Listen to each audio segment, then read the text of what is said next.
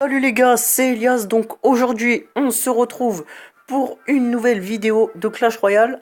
Alors, comme vous le voyez au-dessus, il ne reste plus beaucoup de temps avant le coffre à couronne. Et comme vous voyez, mes emplacements de coffres sont vides. Donc, je vais en profiter pour essayer de gagner de superbes coffres.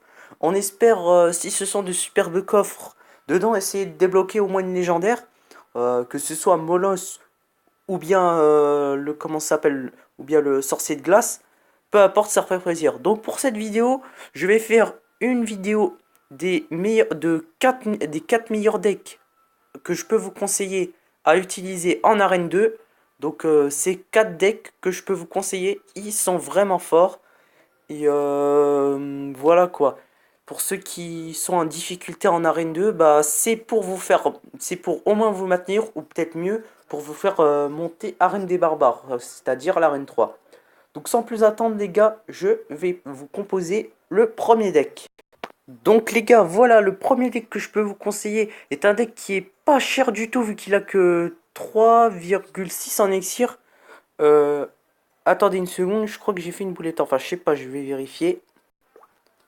Donc fausse alerte les gars, en fait, aucune erreur, bah c'est tout bon en fait. Donc comme vous voyez, ce deck est, je pense, je sais pas, mais je pense que c'est le moins cher des 4 decks que je vais vous conseiller. Alors ce deck, on y retrouve 3 communes, 3 rares et 2 épiques. Dans ce deck, on y retrouve la Valkyrie, le géant, les 3 gargouilles, le bébé dragon, la mousquetaire, les gobelins à lance, les flèches et puis l'armée de squelettes.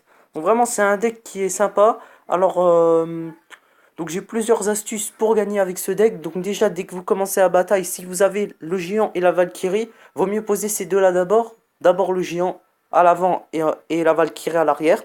Ensuite j'aurai une combinaison qui est pas trop mal aussi avec la mousquetaire et le bébé dragon. Et bien sûr, comment dire, vraiment cette combinaison, elle marche bien. Après, si vous avez un prince qui peut arriver, vous pouvez défendre avec votre armée de squelettes. Et puis bien sûr, les petits gobelins, ça sert à défendre s'il y a des adversaires faibles, comme les gobelins à couteau par exemple. Et puis les flèches, si jamais vous avez peut-être des gargouilles qui viennent, tout ça, voilà. Après, le bébé dragon et mousquetaire, oups, qu'est-ce que j'ai fait là? Oh là là, qu'est-ce que j'ai fait? Non, c'est pas le moment de rejoindre un tournoi. Donc pour vous informer les gars, Mousquetaire et Baby Dragon, c'est à la fois défensif et offensif. Offensif d'un point parce que ça peut faire une bonne combinaison ces deux cartes. Et défensif parce qu'en fait, si vous avez un ballon qui attaque, et ben, ça peut le toucher en fait. Et voilà quoi. C'est infaillible pour faire tomber ce ballon. Donc vraiment, c'est vraiment un des meilleurs decks de l'arène 2.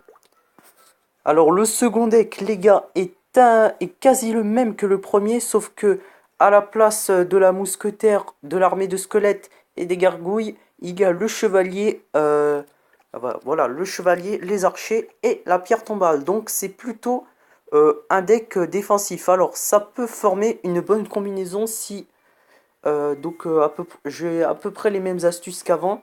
Donc vous vous souvenez, alors il y avait la combinaison Valky géant, donc on peut faire la même avec le chevalier, ou aussi même le bébé dragon.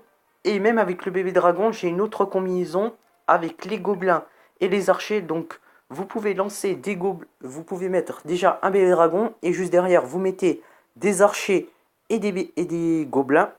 Et bien sûr aussi, si vous avez des gargouilles qui attaquent, vous défendez avec des flèches. Mais après, bien sûr, soi-disant, cette pierre tombale, en fait, c'est un bâtiment défensif, enfin offensif, qui fait jaillir des petits squelettes. Bah, vu que la mienne est niveau 5, les squelettes sont niveau 7. Et du coup, quand la pierre tombale n'a plus de vie après, 4 petits squelettes jaillissent en fait. Alors ça, c'est ce que je trouve vraiment super. Parce que si un prince ou un PK, enfin un mini PK vous attaque, bah vraiment, ces deux-là n'ont pas une grande vitesse de frappe. Donc la pierre tombale peut l'emporter sur ces deux cartes-là. Donc vraiment, ce deck... ah bah, je me suis trompé en fait.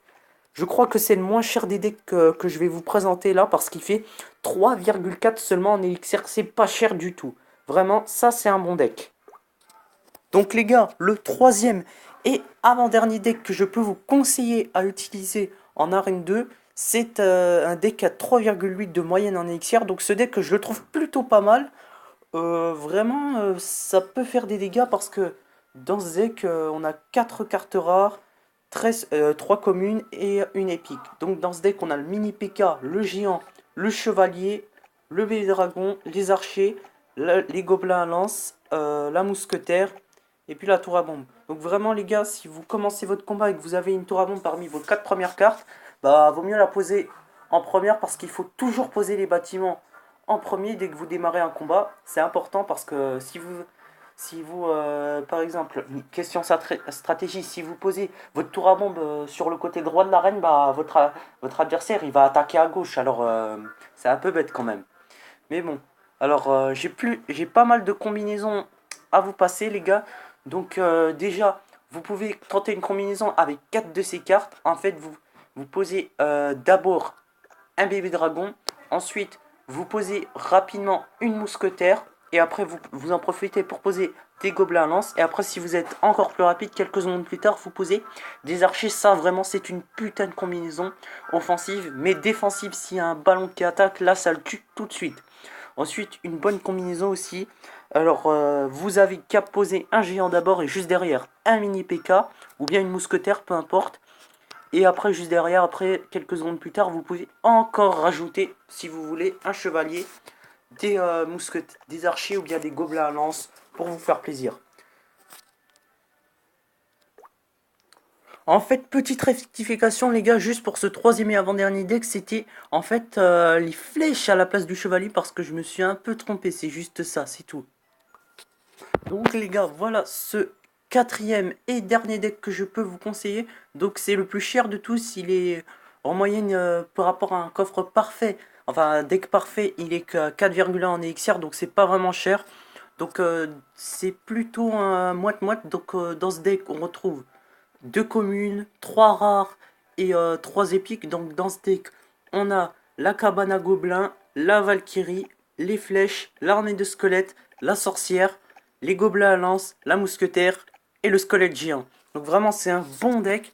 Alors niveau stratégie, pour commencer, vous pouvez au début du combat, vous pouvez poser votre cabane à gobelins, comme ça attaquera de part et d'autre, à droite, à gauche, comme vous voulez. Aussi, s'il y a une armée de squelettes qui se pointe, vous posez une valkyrie ou bien une sorcière, ça la stoppe.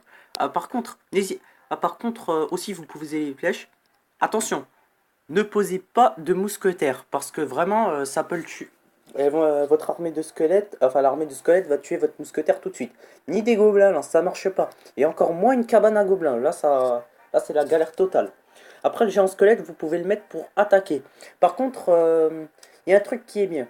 Si votre géant squelette se fait tuer juste devant la tour d'arène par une troupe, ben, il n'y aura aucun problème vu qu'il cause des dégâts mortels 792. Donc il n'y aura pas de problème à ce que vous endommagiez la tour adverse. Donc les gars, c'est la fin de cette vidéo. Donc dans moins d'une demi-heure maintenant, je ne vois pas le temps passer. On aura le fameux coffre à couronne et on va faire le tout pour le tout de monter à R6, de monter à Rennes 6 et peut-être de débloquer bien sûr une légendaire. Ciao les gars et à la prochaine pour une prochaine vidéo.